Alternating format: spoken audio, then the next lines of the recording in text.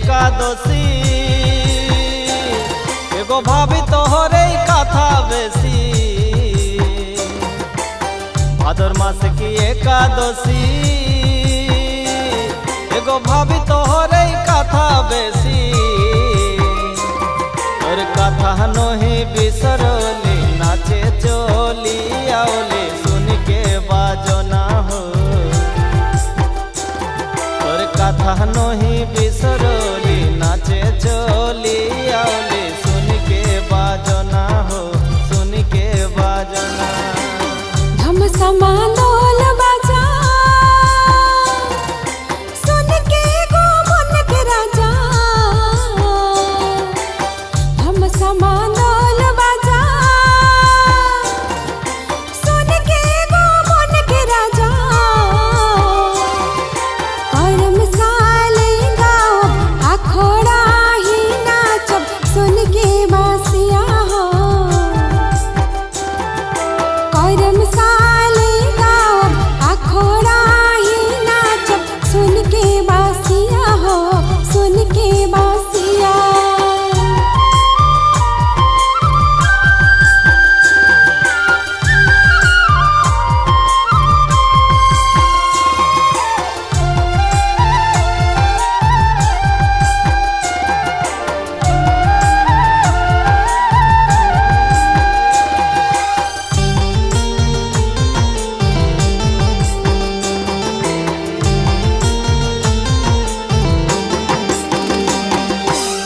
बनारसी पाट साड़ी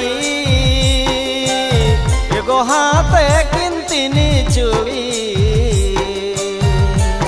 झींगा फूल हाला हाला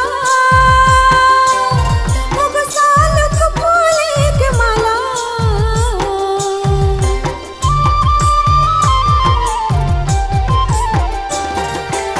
बनारसी पाट साड़ी एगो हाथ किंतिनी चूड़ी झींगा फूल हाला हाला एगो सालक फूल के माला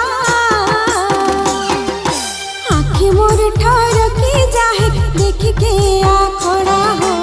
आँखी मोर ठहर की जाए देख के आखड़ा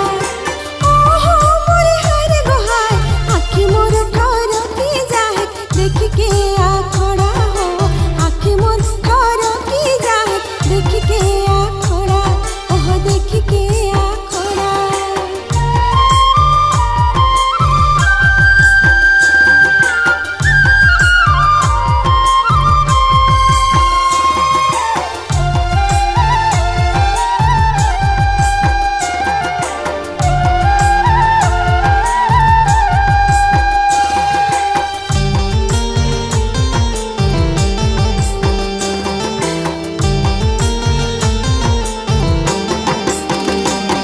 भादरिया झूमर सुरे नाचब हमरा पता धरी उदासी हरी झामठा एगो झींगा फुलिया चल के मेटा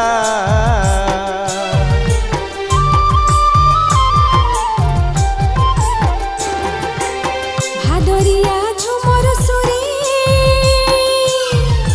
नाचब हमरा पता धरी उदासी हरी झामठा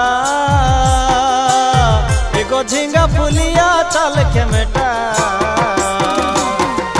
सोंगे नहा चोपरानी सुन के बाजना हो पाताई नाचब राजा सुन के बाजना ओहो मोरी हरे गोहाय सोंगे नाच चोपरानी सुन के बाजना हो पाताई नाच चोपरानी सुन के बाजना ओहो मोरे हर गोहाय बात मोर सिहरी जाए सुन के बाजना हो तुलसी के मन निठहरे सुन के बाजना चमकोए है कि हिया मो सुन के बाजना हो तुलसी के मन में